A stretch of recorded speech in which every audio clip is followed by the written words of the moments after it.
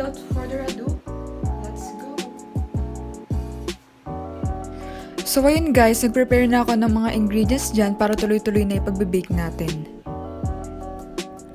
For the ingredients, we need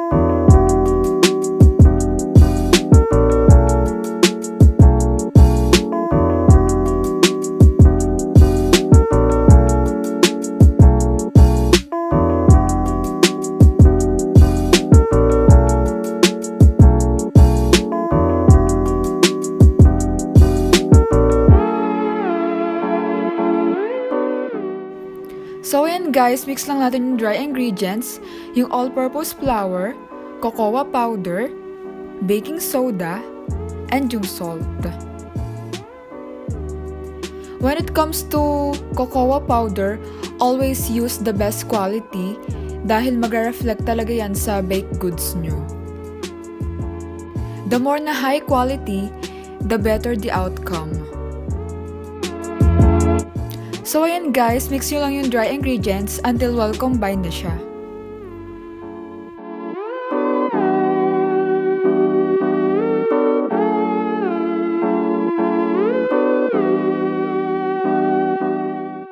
Nakalimutan ko ilagay yung baking soda kanina, kaya ayan, ilalagay ko na siya.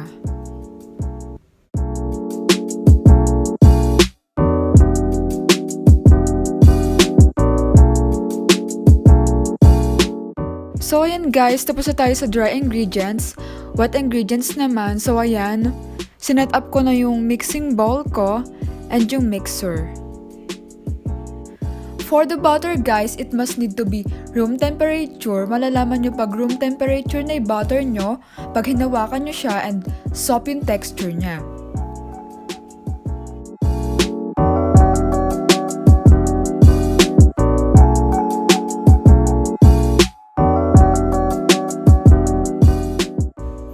Beat the butter until maging creamy na yung texture niya.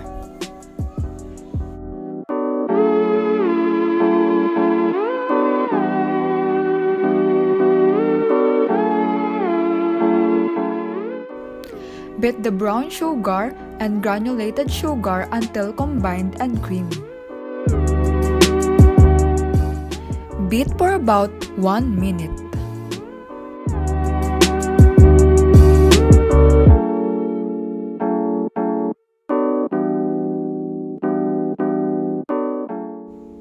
Beat in the egg, milk, and vanilla extract.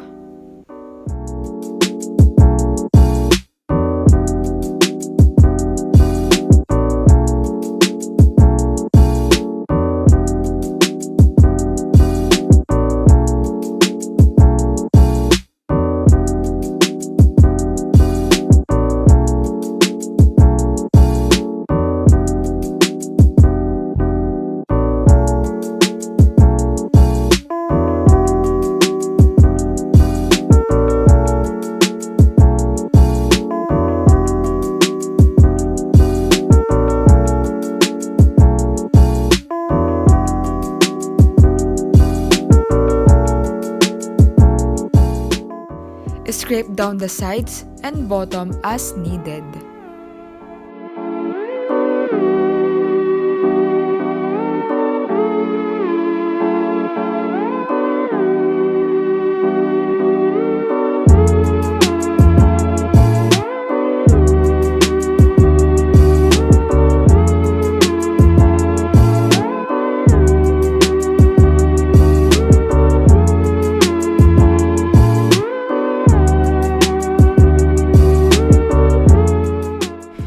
the mixture until combined.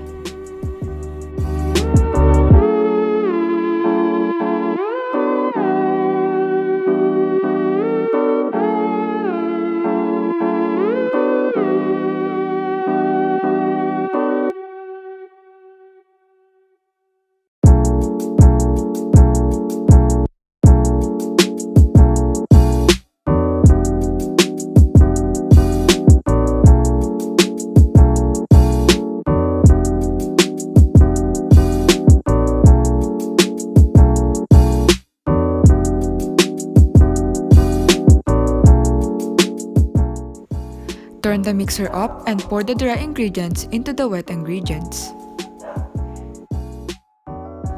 Turn the mixer on low and slowly beat until a very soft dough is formed.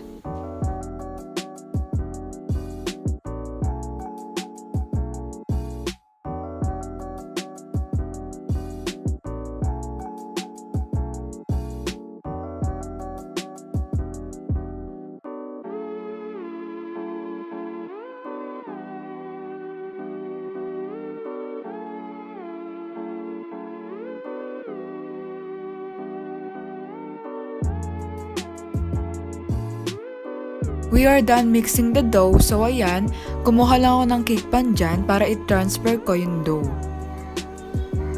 So ayan guys, you can use cling wrap or any plastic na available dyan to cover the dough. So it is important talaga guys to cover your dough para hindi siya makontaminate upon chilling sa refrigerator.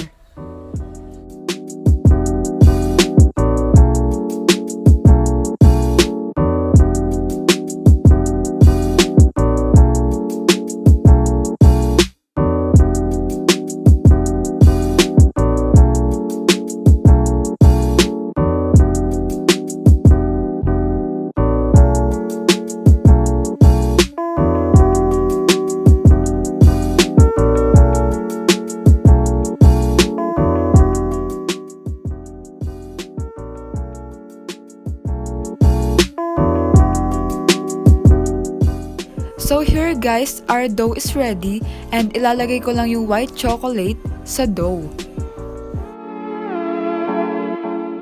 So guys, you can put the chocolate before chilling the dough para mas madali siyang i-mix. Pinrepare ko na rin yung baking tray with parchment paper. If you don't have parchment paper, you can use any cooking oil to grease your baking tray.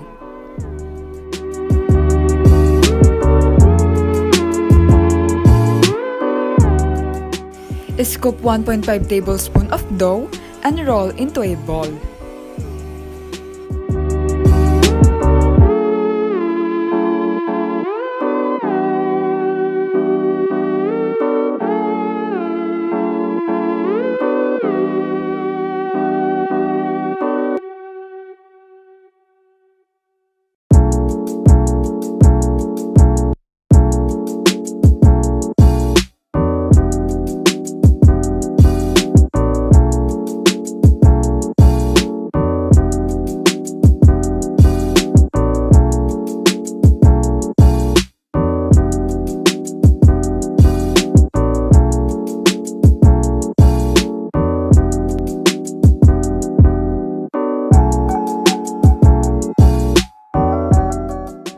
Grab lang kayo ng spoon, then ipapalatin natin yung cookie dough.